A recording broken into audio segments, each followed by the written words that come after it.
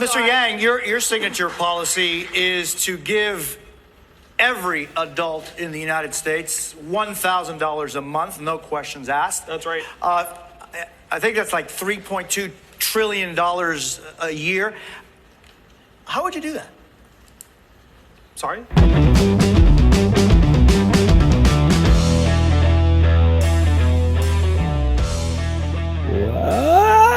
Welcome to another episode of Retraction. I'm your co-host, Antoine. I'm your other co-host, Jamie. And we are reversing course through discourse. Up this week, why do Americans hate money and how can we find our way back to loving it again? What do you think? We of that hate money? title? We hate money? I think we do. Or alternatively, why is UBI the stuff of nightmares? Why is it the creature that goes bump in the night? The horror behind every corner? The sludge of which we trudge? You're saying, why do Americans hate money from the government? Yeah, basically. That's you could read it one way. You could read it one way. How about if I tell you a story? Tell me a story, Antoine. How about if I take it back? Take you way back. Okay? The year? It's 1939. The Great Depression has embroiled the nation in gloom, doom, and uncertainty for the better part of a decade. Sitting President Franklin Delano Roosevelt, 2 years into his second term and on the back of a host of initiatives squarely aimed at lifting his Caucasian brethren out of abject poverty, was finally able to sign into law the Social Security Bill. And only 14 months after sending a special message to Congress on June 8th of 1934, that promised a plan for social insurance as a safeguard, and I quote, against the hazards and vicissitudes of life. That 32-page act was the culmination of work begun by the Committee on Economic Security, the CES, created by the president on June 29th of that same year, and became, as he said at the signing ceremony, a cornerstone in a structure which is being built but is by no means complete. Man, did we love money back then. You have any words on that, Jamie? Great accent. Thank you. I think that was a standout point. That was by Roosevelt. That's the accent I give to Roosevelt. That was on target. So what was interesting is that if I heard you correctly, 1934 he made the promise. 1939 he delivered. That's correct. Took a while. I think you just kind of pointed out a major flaw in maybe a major difference is that really doesn't work that way anymore. Oh, what, being able to take that much time because you've got like 4 terms possible, because you've got unlimited, because you get elected as many times as you want, because you're almost like a resident king with your reoccurring terms going on. Yeah, he was around for a while. He was around for a while, which is why he was able to get a lot. He was able to get a lot done. But I mean, it's something worth pointing out. So it's a shame that would be the dependency, that the executive leader needs to be there long enough to see a multi-term goal through to completion, whereas the people couldn't just say that thing that was promised to us by the previous person. Yeah, right. We still want that. And regardless of what you were campaigning on, you will deliver on this promise too. It would be nice if even back then we had such a long-term memory. There wasn't anything, there was no YouTube, there was no TV really of note. I mean, there came along, but yeah, even back then, memories were not as long as one would have needed in order to keep that multi-term goal going without the head of the snake, as it were, presiding over it. You know, that act, Jamie, it didn't just do Social Security as we know it today. It included unemployment compensation, which were temporary cash payments to the involuntarily unemployed. That was also conceived of by the CES as the, and I quote, front line of defense from dependency resulting from loss of earnings and as a means of maintaining purchasing power.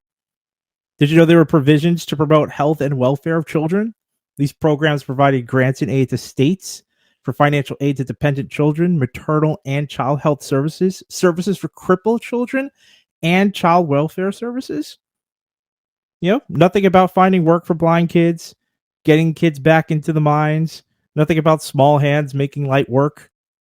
None of that child labor stuff. They were like, maybe these kids could do more than just maybe they can contribute in other ways to our society. We don't necessarily have to have them in those workhouses. All right. Do you think maybe that was the experiment, and now maybe the Republicans are like, yeah, that failed. We definitely need the children to work. We need the blind. We tried kids. it. We gave it the old college try, America. We need them back. Small hands make light work. Always remember that. Light work. But finally, recommended by the CES, the act brought in public health services to all localities by authorizing $8 million. That's $176 million today, BT dubs, in grants to states to assist in establishing and maintaining adequate public health services, including the training of personnel. The act tripled the federal public health expenditure and established a program for the extension of preventative public health services to the entire nation. That's right. You gotta love that universal health care way, way back when. Did you know all that? Where did all that love go? That's the question, Jamie. We won the war, and I don't know. Well, it's easy to It's easy to remember the hard times when you're the only player left standing, and you basically could just do whatever you want. So I guess you think it all comes for free. In 1969, J. Douglas Brown, a consultant to the CES, wrote, "To one who has participated in the planning of the Social Security system since its inception, the most remarkable outcome over the years is the degree to which fundamental concepts hammered out in 1934 have guided the development of one of the largest ventures in social engineering in the world. The system remains basically national, compulsory, and contributory. Benefits are a matter of right." Was that a Southern Austrian German? It's a mix up. It's a mix up. I like to dabble. I like to dabble. But basically, back then we were just awash in a tide of money-loving goodness. Pure social greed, upholding this idea of living standards as a means of developing a modern society. It's pure crazy talk. We were nuts back in the 30s. Flash forward to 2022, right? We have some upstarts who seemingly embrace the Rooseveltian, love of a good old, money-loving time. That historical American dream of government cash money for all. I'm sure you're thinking of the Ford Party right now. I know we've covered that quite a bit, James. Where UBI was one of the campaigning points from its founding member, Andrew Yang, when he ran for president. In fact, you had people like Corey Heppola. Have you ever heard of him? You ever heard of this gentleman? He was running for governor of Minnesota back in that year. He was endorsed. He was the first candidate actually endorsed in Minnesota by Andrew Yang's Ford Party. And despite the Ford Party's big emphasis on UBI, he actually ended up questioning the idea late into his campaign. And he said that he wasn't sold on implementing the policy on the state level. My, how quickly the tides have turned. Go on. I can't help, though. See, it's cool that Roosevelt delivered on so much, but it was to end the Depression, right? It was to pull us out of there. Yeah. Now, you could argue, I guess, to say, yeah, that was the catalyst, but it worked and it was a good move. So remove the catalyst and it still remains a good move that will work. So why wouldn't that be the learning that let's not wait for a depression? Let's just do this.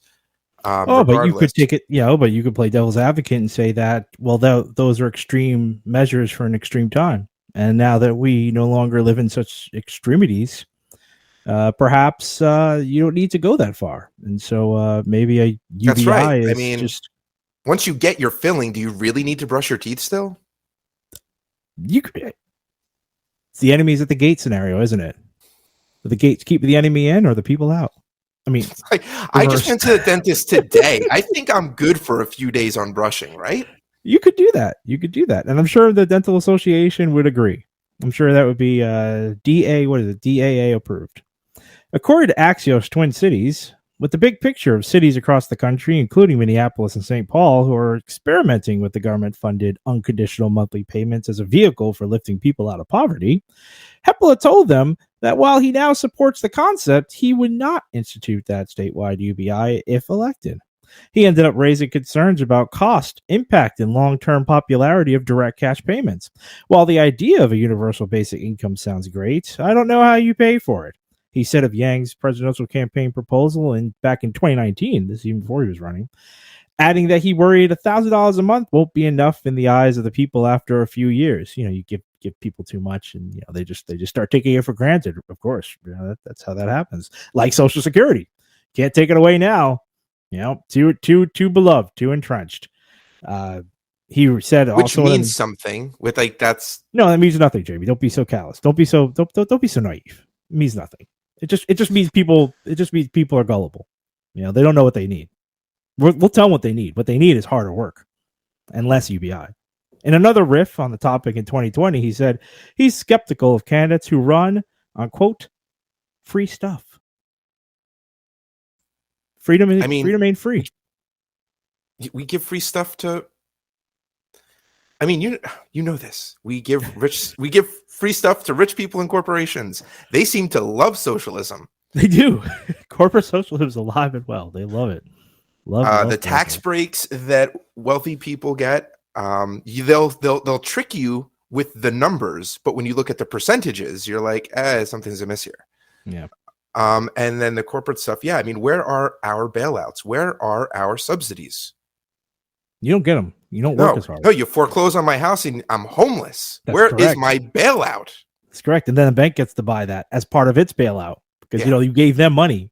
And then they get all those assets and apparently they're toxic. And then they give them more money. Exactly. It's a win-win on some sides of the aisle. And I did want to say, he's not alone. This is not an aisle thing because both sides, red, blue, have their overwhelmingly are not for a UBI. And again, this is what we talked about. Despite Social Security having all these years as a ranking, in fact, it was 6th out of 22 policies that were rated in 2023. The military was number 1, but according to the New York Times, the program still earns one of the better satisfaction scores in Gallup's rating of issues facing the country. And that was the most recent. That was the January 2023 Gallup polling.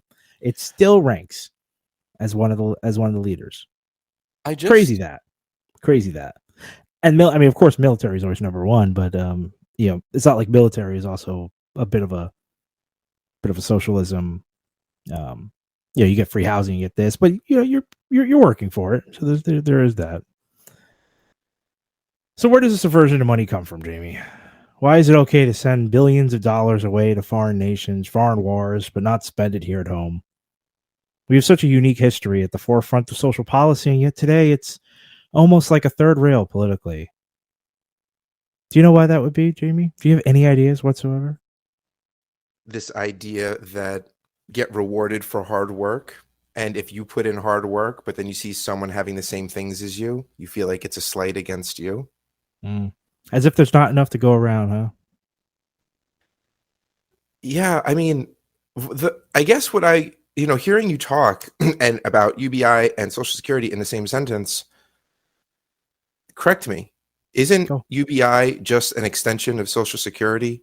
And if you enjoy Social Security in the twilight of your life, why wouldn't you enjoy Social Security all the time? That's a good question. That's a very good question. Because one could think of it as that in that way. Exactly. One could think of it as Social Security while you're around to use it, to use it to do interesting things to better one's life, as opposed to a late term payment that you're most likely going to be eaten up by your health bills as you age and decline. So I guess the idea of Social Security is you pay into that and then it's there at the end. So if you're getting it all the time, that's the way it's been pitched. That's the way it's been pitched. So how does it get funded? Are you going to get to that? How does that? Because that was one of the questions that you said got raised by that by that guy. He's Yeah. like, how are you going to pay for it? And I Right. know that we've talked about this before, and I know that I guess you can tax or something, but like, yeah, how does it get paid for? I mean, you could ask the same thing of Social Security. You could say, well, not everyone makes it to that ripe old age of Social Security. I mean, do you get any kind of special compensation if you die prematurely? Not really. That money just goes back into the pocket and back into government's pockets. So I mean, there's a lot of odds and ends regarding to funding of Social Security, but we still have it and we still enjoy it nonetheless. There is never any talk of dismantling it completely, or at least not by the majority. Of course, there's always extreme positions on any position, but as a majority conversation piece, no one is actually floating dismantling the program and replacing it with anything else at this point. And to that point, here's food, for further thought about it. How about if I give you 3 reasons why and why not to adopt universal basic income? Referencing the site procon.org, titled Universal Basic Income, Top 3 Pros and Cons. And Jamie, feel free to join in at the end of either pro or con. But we'll start off with pro number 1. Universal basic income reduces poverty and income inequality and improves physical and mental health. Scott Sanders, founding member of the Economic Security Project, says that a UBI set at $1,000 per adult per month and $300 per child per month would eradicate U.S. poverty entirely. Matthew Smith, PhD professor in health history at the University of Strathclyde, stated that UBI could improve a range of mental health concerns in stressful situations proven to deteriorate mental health. Research has linked the stress of poverty with inflammation in the brain. UBI could be set at a level to ensure that everyone's basic needs are met. This would reduce much of the stress faced by the working poor or families on benefits. It would help people, usually women and children, to leave abusive relationships. In fact, domestic abuse occurs more often in poor households where victims lack the financial means to escape. That's all true. Yeah, we've gone over stress in various circumstances, most recently with climate change, not only the effect on humans, but also animals with who we share this planet with. And it has serious effects, even when we were talking about it from a racism perspective, on health. So stress in all its forms, wherever it's manifested, will deteriorate your well-being, especially over time, but even in the short term. The way that financial hardship can corrupt relationships or exacerbate abusive situations is a real thing. That is definitely held over a partner's or a spouse's head. That's like a really interesting point to bring up, because it's not one that I've really heard before, where are you going to go? You've heard that, right? Like, you've heard it in movies, maybe you've heard it in your life. Like, what are you going to do without me? Right? Where are you going to go? The idea that, you free someone from that shackle. There are it's funny. We do these profiles on these different figures and we look at their congressional districts, at least for the last few that we've done. And we see that so many of them, especially the ones with the more extreme positions, are ruling over really impoverished areas of all races. And you have to imagine that this kind of dynamic that you're just talking about is common there. And I'm bringing it up because I've never heard that before. Now it's like common sense once you say it, but it's so interesting that I wonder if they leaned into that more, if that was more in the forefront of the messaging, that, whether or not it would resonate, because a lot of people, especially in abusive relationships, it's hard that they can recognize it, but it's so easy for them to recognize it in someone else's relationship and not their own. But I wonder if you start striking those chords, if that would wake a few people up and turn them on to, in a weird, in the ironic way, policy that could free them. That's a really interesting angle to take. I haven't heard that one before. That's pretty cool. No, I like that. I like that insight. You ready for your con number 1? Go ahead. Coming at you. Universal basic income takes money from the poor and gives it to everyone, increasing poverty and depriving the poor of much needed targeted support. Anne Nakut, principal fellow at the New Economics Foundation at Edner Yazisi, PhD student, explained that there is the danger of UBI entrenching low pay and precarious work. It could effectively subsidize employers who pay low wages, and by creating a small cushion for workers on short term and 0-hour contracts, it could help to normalize precarity. UBI could become like another American tipping system in which employers pay low wages and count on customers to fill the gap with tips. You know, sure, but this actually annoys me because it's the same argument whether you're talking about ways to fix our political systems. You'll talk about ranked choice voting or and in silos, right? Like ranked choice voting or any other type of voting methodology or congressional term limits or campaign finance reform or whatever. There's a huge list of things that you need to do. And any one thing by itself will not fix the problem because it's a systemic problem. And so when people try to discount any one of these steps forward with, well, that's not going to do it, and there's all these ways that it could impact you negatively downstream, you're getting lost, right? You're missing the forest for the trees, or whatever that saying is. Yeah. The forest. You need to understand what the big picture is that you're building towards. What is your North Star? And you need to understand that this is a phased approach. And to be fair, usually things aren't pitched that way. Usually things aren't that complex, that long in duration to achieve because we work around election cycles. And no one wants to make multi-term commitments.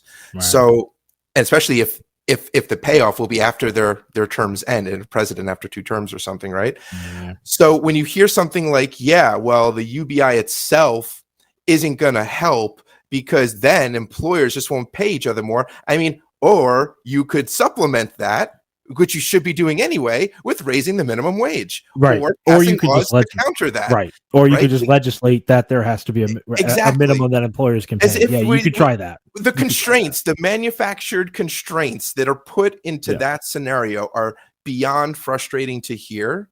Mm-hmm. I don't know if he's saying it or she's saying it as a means to prompt the question and answer, like we just kind of did, or if they're legitimately saying you can't do it because this is what will happen. I don't know if they're trying to lay out breadcrumbs for you to follow, but yeah, of course, you change something. It's like, your job may have something like impact reports, especially with like data flows or something. You change something upstream, and downstream, you need to understand how things are impacted, because although upstream it might be the right thing, a super positive move forward, you will have adverse effects, unintended, but it will happen. And that doesn't mean you shouldn't make that upstream change. That just means you need to account for the downstream differences and make subsequent changes. That's a really good point. That's a really good point. Are you ready for Pro 2? Let's do it. I feel like this is a gauntlet. I'm like, I didn't mean to put you through a gauntlet here, but you got good answers. You're coming up with some good stuff. I really have not much to add or say to them. In Pro 2, UBI leads to positive job growth and lower school dropout rates. The guarantee of UBI protects people from sluggish wage growth, low wages, and the lack of job security caused by the effects of the growing gig economy, such as Uber, Lyft, driving, and short-term contracts, as well as increased automation in the workplace. The Canadian Mincombe trial in the 1970s found that the participants of the trial were more likely to complete high school than counterparts not involved. The Basic Income Grant trial in Namibia from 2007 to 2012 enabled parents to afford school fees, buy school uniforms, and encourage attendance.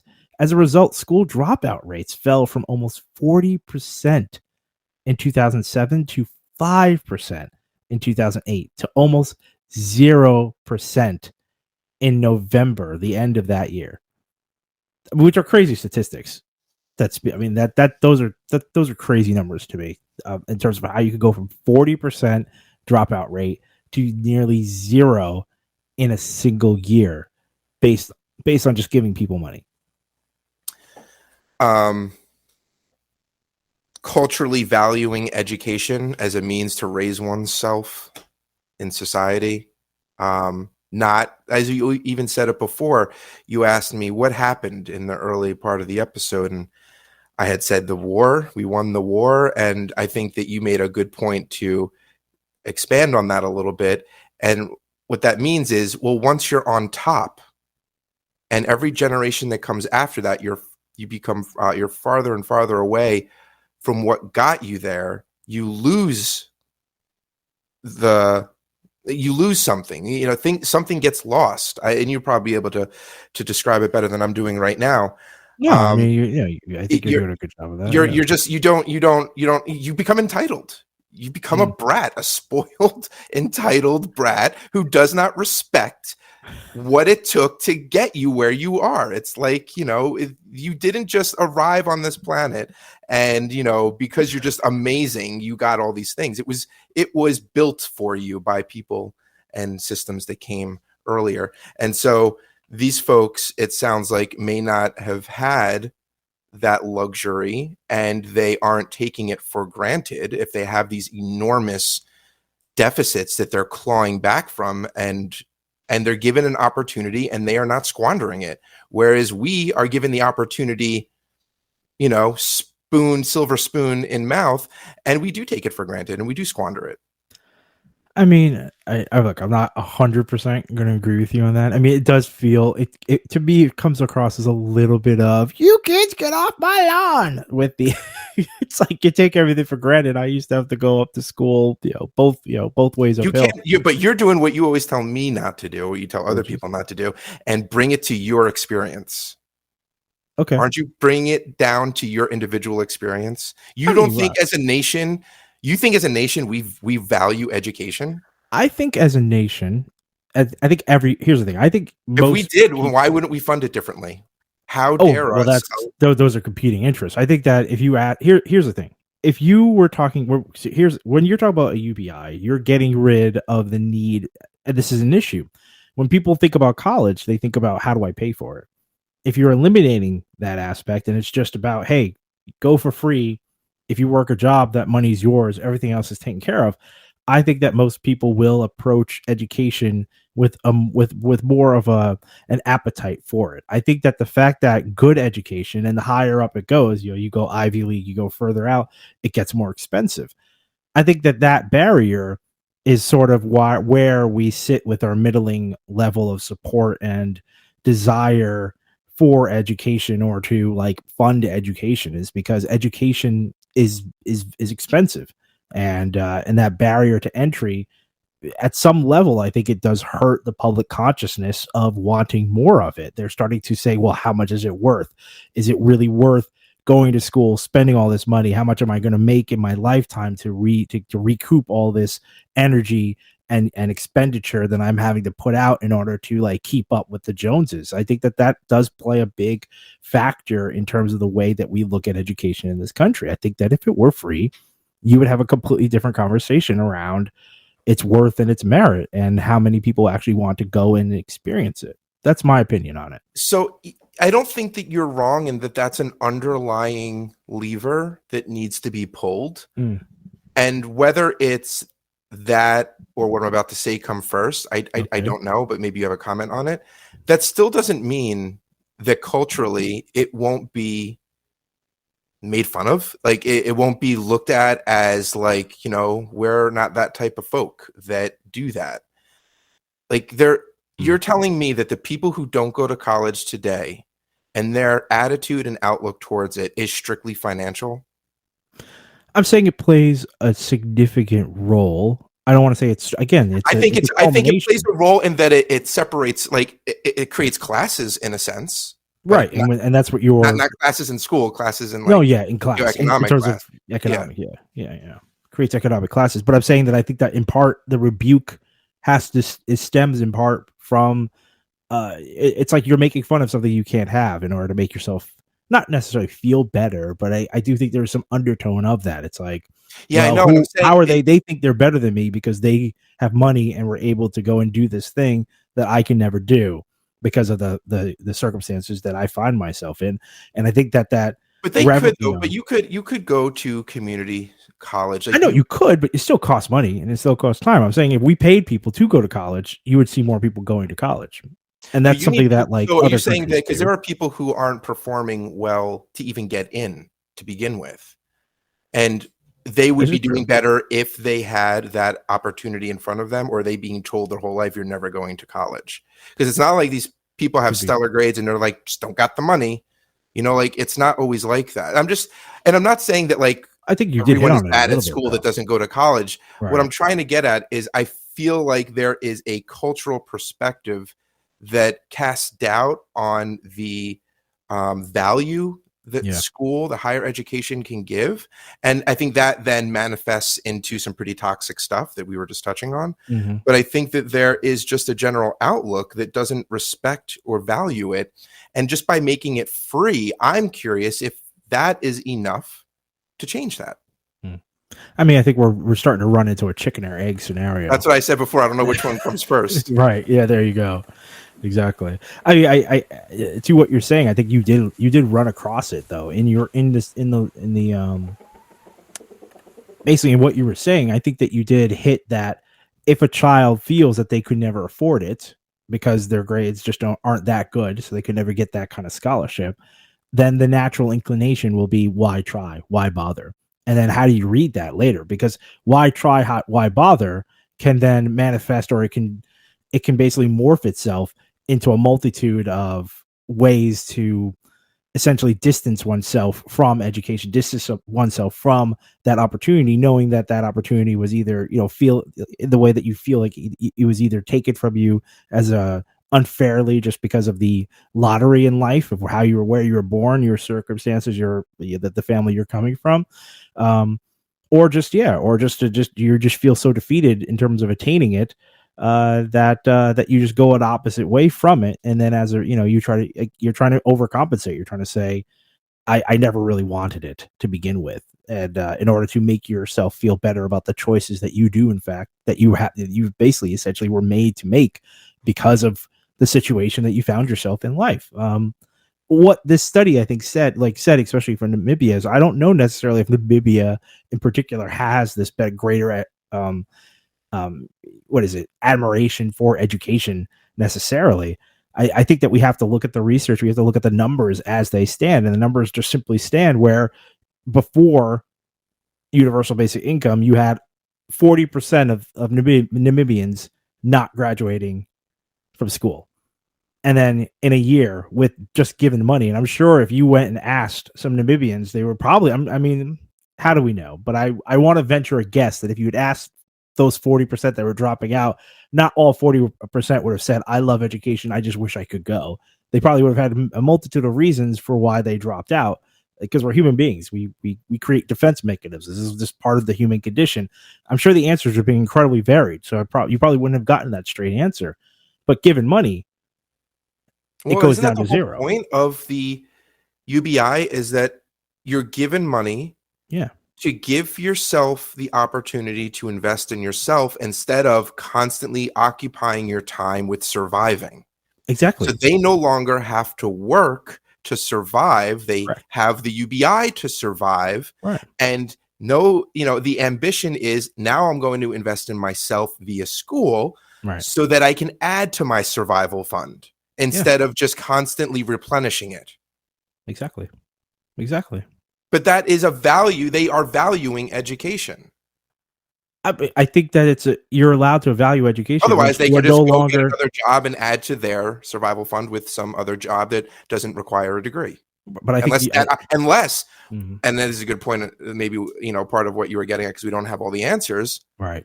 Those jobs don't exist unless there isn't that type of work. I'm putting on like my American hat to say we got a robust economy. There's whether or not you want to do the job is another story. But we have jobs for ranges of people, especially in the more populated areas. I can't speak to rural America. And so maybe in some of these areas that you're talking about, you need a degree to get a job, because otherwise there's not much work to go around. Could be. So maybe that's something. I think, I think there's food for thought. And I think that we've run the gambit of what is it? What is it that makes Namibians possibly different than Americans? I don't know. And I don't know the numbers either, because usually if you start with nothing, then increases tend to be enormous. Right. Right. Like if And I you think you had, could make the argument that a lot of Americans might find themselves. We don't like to think about it, but if you do drive through parts of this country, you would, I think most people, because a lot of Americans don't necessarily travel that much, but there are parts of the country where you're like, well, are we still in America? I mean, you're just like, this is the poverty levels that get hit in this country. So I mean, to say that some people are not near those wherever, Namibians might have started in 2007 at that point, who's to say? I'm just saying that what we do know is that the money definitely changes the behavior, and that's something to take into account. and it wasn't tied to anything, right? It wasn't an Nope. incentive to go to school Nope. in any Nope. way. No incentives. No. Just giving the parents, and not even the kids themselves, just giving the parents money, and that's what they did. They spent the money on their children's future, which I feel culturally is That's actually beautiful. something that That's a beautiful Americans thing. could probably identify with, right? Yeah. I mean, few You Americans always would want not. better. Normally, people want better for their Exactly. kids, and unless Exactly. you have a problem that you're trying to support. Right. Generally, you want to put that money into your kid's future. Yeah. Even with the child labor stuff that we covered, none of those people were necessarily putting their own kids up to work. A lot of the politicians who were advocating for child labor have kids in Ivy League schools. So I mean, that wasn't something No, around. those were migrant children. Those were migrant children that are being abused there. Yeah. Exactly. Um, So the con, because remember we're still in step 2. We're still in step 2 here. So the con to that is that UBI is too expensive. A 2018 study found that $1,000 a month stipend to every adult in the United States would cost about $3.81 trillion per year, or about 21% of the GDP back in 2018. That's 78% of our tax revenue, if anyone wants to hear that in a different way. Economist John Kay, research fellow at the University of Oxford, studied proposed UBI levels in Finland, France, Germany, Switzerland, and the United Kingdom, along with the United States, and concluded that in all of these countries, UBI at a level which can guarantee an acceptable standard of living is impossibly, as I'm quoting him, impossibly expensive. Either the level of basic income is unacceptably low or the cost of providing it is unacceptably high. Now, I mean, me personally, I would say that investing in people is worth it at almost any cost. And it didn't say in any way along that line that the cost of a UBI is 100% of our GDP or 100% of anyone's budget. It's a percentage, and I would, without even reading, because the pro next kind of goes into it, but I would say that if you uplift people and you have more contributing members of more members of our society that are contributing at a higher level because their education is greater, I think that the money that would be made on the back of entrepreneurs, people coming out and doing more businesses, just more people in the field, paying taxes, by the way, paying their fair share of taxes. He didn't really get into that, the loopholes and how, tax dodging, but people paying their fair share. I think that you would rise above that and you could find your way to afford it, and the numbers wouldn't seem as stark. That's my natural inclination with regard to that one. It's exactly where I was going to go with it. Cool. 3 trillion, you said, a year? Yes. Well, whatever it was. Yeah. I'll just call it. It was jaw dropping. Yeah. So that is a number in a formula. That is not the ultimate output, right? So it doesn't talk about increases in productivity, increases in buying power, and what that does for the economy. It doesn't talk about any of the cost savings, some of the ones you were just talking about. You have cost savings in, you could imagine that crime may go down, which policing would be streamlined a little bit. Tax collection, you brought up. Medical, right? People aren't going to be stressed, and so that's less on the unemployment benefits, right? People are going to be working because they're more skilled, or they, whatever it may be. So, skilled is a bad word to use, but they you know what I'm trying to say there. Yeah. So you're saying in a vacuum, it seems stark, but if you start to couple it with all the benefits, it feels less oppressive. The economy would seem more robust, right, and we would seem to be running more efficiently. So We're in agreement then. So we're not so much at odds. I with mean, that. what I would say at this point is that someone needs to complete the math equation. What is the final thing? The 3 trillion, great. You guys came up with that number. You came up with the cost. Now finish it and tell me what it is. And if it's 2.9 trillion, you got a point. But if it isn't, let's figure it out. Someone needs to do that. I like it. Number 3, UBI guarantees income for non-working parents. Now, this one goes back a little bit, touching into the abuse that we kind of covered, but it guarantees income for non-working parents and caregivers, thus empowering important traditionally unpaid roles, especially for women. Guy Standing, PhD, professor of development studies at the University of London, said that UBI makes all forms of work, including childcare and elder care, equally deserving of payment. In another article, Standing noted almost definitionally a properly designed basic income system will reduce gender-based inequality because on average, the payment will represent a higher share of women's income. What do you think of that? I don't know if I understand that right, because it's based on traditional homework. It's basically go on. So we're looking up women make anywhere from $10,000 to $20,000 less annually when I'm seeing jobs, when I look at those congressional district stats. Well, and if we give them $1,000 a year, that'd be $12,000. So it could make up for that, but it doesn't change the pay difference. So I think let's try this one. The gap will still be there. Yeah, tell me, I don't understand. The Basic Income Grant Coalition trial back in, this is what they called the Namibia trial, found that UBI reduced the dependency of women on men for their survival and reduced the pressure to engage in transactional sex. That's all right. Well, now that before you actually got to that last part, because that just kind of obviously threw me off, but clearly I wasn't expecting to go there, but I wonder if women, again, going back to that relationship dynamic that we had talked about, if women are supported in this way, they have not just confidence, but they actually have a leg to stand on when it comes to negotiating. Right. They don't have to take the first job that comes to them. They can negotiate for either a different offer or negotiate that offer better or go to a different position, whatever it is. They don't have to take the first thing that's given to them, whether from one company or another. So I feel like it frees them up to demand what they think they're worth and demand what they deserve. So maybe that's what it's talking about, because that would make sense. To go back to the initial proposition about the equality, what you're talking about unpaid roles specifically. So they're basically saying that this is the tradition, and it's definitely changing. So don't get at us about this, but traditionally, if you have a stay-at-home mother, someone who's not going to be making any money because their role is to be taking care of the children, I think that's more what they're referring to. And it adds that, and it delays their career progression and damages it, right? Like it's not even like you pause it and pick up where you left off. Now you're gonna be a decade you're still a deficit.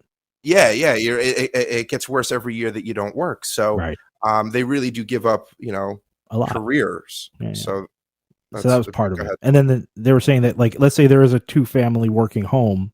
If a parent gets sick because of the state of our healthcare industry with regard to taking care of elderly parents who are sick and can no longer take care of themselves naturally, the cost can be quite prohibitive if you're going to put them into some sort of institution.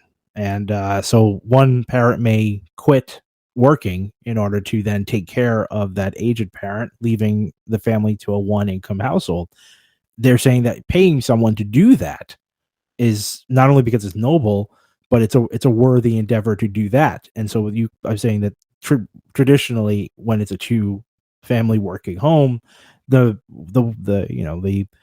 because again, the disparity between pay, women are the ones who will quit because the man is earning more. So they're the ones who will leave the workforce in order to engage in that kind of care at the home. And so it's just basically another place in which that disparity can rear its head. And they're saying that UBI can definitely help mitigate the damages as a result of it. So there's that. Yeah, I think it goes back to you're not replenishing your survival fund. There you go. You're just building upon it. And yeah, the big fear, right, is like, you make money, you want to save some because for whatever reason, whether you get laid off or you have an ill relative or your refrigerator breaks, whatever it may be, something may hit you all of a sudden financially, and it could wipe you out, and it could put you paycheck to paycheck or worse in debt. And if a UBI can help mitigate that or mitigate it entirely so that you don't have to live in fear of the next thing or person breaking, man, what is that? I guess that's what it feels like to be a millionaire. Like, I don't know. Like, what is that feeling of, I don't have to worry financially? That must be cool. It must be nice. Get at us if you're a millionaire. Let me know.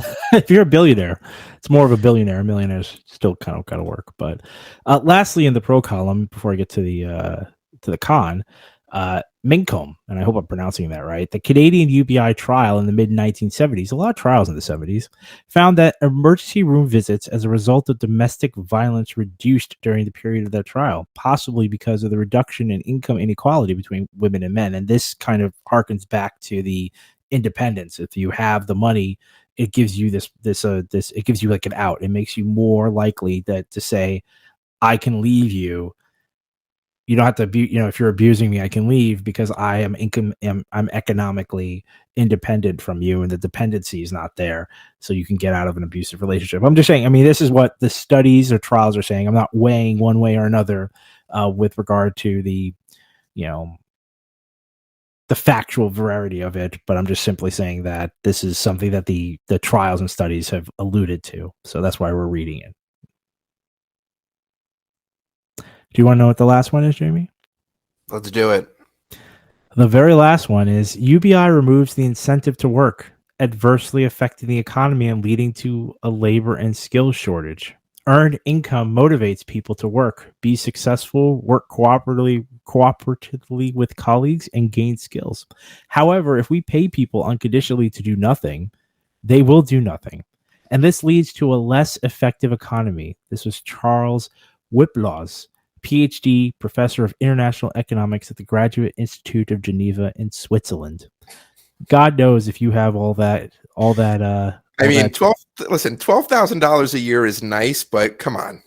If I don't know what you're right. I have not been to everywhere in America, and I'm sure you can live like a king in some places for $12,000 a year.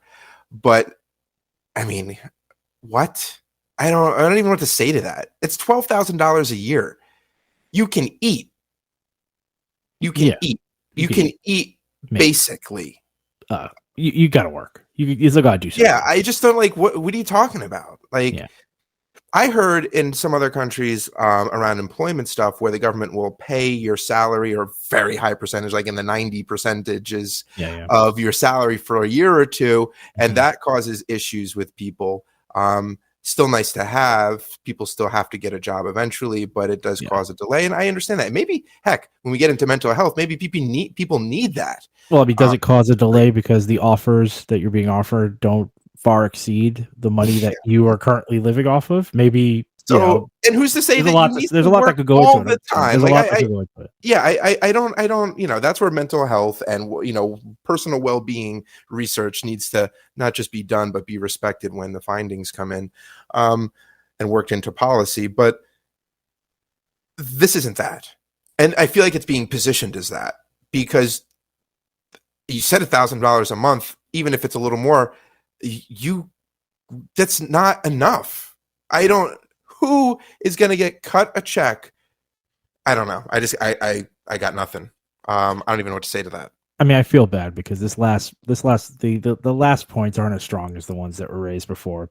Nicholas Eberstadt, PhD, Henrik Wendt, chair in the political economy, and Ivan Abramsky, research associate, both at American Enterprise Institute, stated the daily routines of existing work-free men should make proponents of the UBI think long and hard. Instead of producing new community activists, composers, and philosophers, more paid worklessness in America might only further deplete our nation's social capital at a time when good citizenship is already in painfully short supply. It's a hard one to throw in philosophers, considering that, well, a lot of them did die destitute, but if you want to go back to the Greek philosophers, they were pretty well off individuals in order to do philosophy. Usually, You needed that leisure time.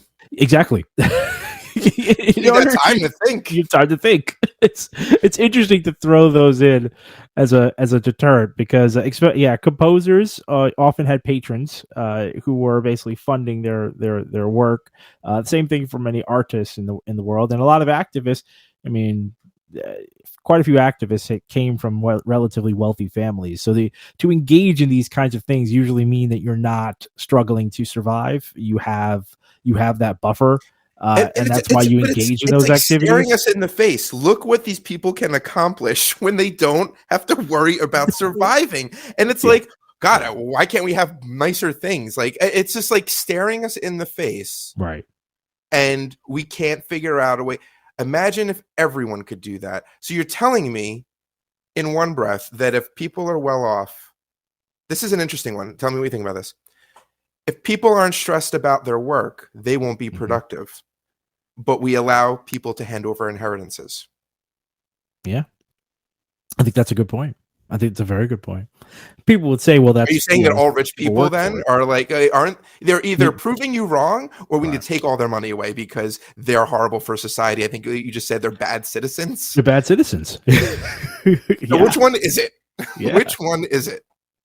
I think you raise a very interesting conundrum, and the reason the conundrum exists is because the argument is falsified. It's illogical, and that's why you can raise that conundrum. So I mean, I do feel bad. The last argument is by far the weakest and the easiest to poke holes into. But I mean, look, I mean, let's not say, there are very well-reasoned people who fear UBI. I mean, UBI is like, again, it's like a political third rail. You could not necessarily run, for office with just the assertion that what you're going to do is grant a UBI. People get scared. They think you're going to bankrupt the country. They think we won't be able to pay for the things we need. There's a whole host of what essentially does amount to fear-mongering, because you can look at studies and you could look at times where UBI has been implemented and you've mostly only seen very positive points of growth and change for the societies that have enacted it. Look at COVID. COVID was one. We didn't know how we were going to get out of COVID. We didn't know how, and I'm talking about the economic situation we found ourselves in where everything tanked. Go look at the charts. It's like, an economist's dream. It just like hockey sticks up. And it's because of the stimulus packages that went out. And no one knew if it was going to work. It was like super risky to do. That's what you would hear about. But you gave people money in their pockets and the economy bounced back in record ways. I mean, there it is. It's a funny one. People will say, if I'm going to play devil's advocate, people will say short-term investments are one thing. Long-term normalized plans are another. Based on what, though? My question would be, that's a valid fear, but one of them worked. The short-term one worked, and you just want to stop it. Why don't we let it play out? You could say let it ride. You could absolutely say let it ride. Why not? Social Security seemed to work out. Social Security seems to be quite favorable. If we give people money, everything's going to go bad. Well, in the short term, it worked. Yeah, but that was the short term. We can't let it go long term. Like, it's always a naysayer. There's always this assumption. And then every time someone just goes ahead and does it, it apparently seems to work out. And people seem to like it. Yeah. But, maybe this is why we can't have nice things. Anyway, I'm glad that you indulged me in our little thought experiment here, and you listener, I'm really glad if you hung out for this long, and I hope you enjoyed it too. And but that's all I have from my side, Jamie. Awesome. Where can they find us?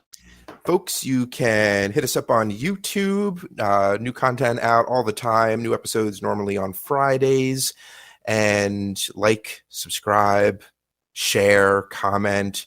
YouTube, Twitter, and we're on all the podcast platforms. So wherever you listen to this, if it's an audio version, we're there. Look us up. You know what that sound is, Jamie? I don't want to guess wrong. That's the workman's whip making you a better person. Oh, I was going to go with whip. I just didn't know what kind. Yeah, fair enough. Retraction out.